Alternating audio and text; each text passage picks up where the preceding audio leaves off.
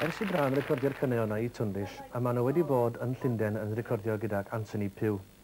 Mae Anthony Pugh yn breifio o Llangefni ac yn awr yn gweithio ar raglenni fel Sight and Sound a rhaglen radio John Peel. Efallai bod rhai yn chi yn ei gofio fo fel aelod o'r grŵp Monsoon. Wrth recordio o Bran, y mae Anthony Pugh wedi gwneud Bran yn grŵp mwy tin, yn mwy masnachol. Bwriad Bran yw defnyddio'r tapiau fel tapiau demo, gyda'r lleisiau yn Gymraeg ac yn Saesneg, a'i defnyddio fel prawf o'r hyn y maen nhw'n medru ei wneud ar gyfer cwmnïau recordio. Fe ddywed John Gwyn mae Wrach y Nos fydd fersiwn Gymraeg. Drychwn nhw ymlaen yn fawr iawn I weld beth ddaw o'r fenter newydd yma.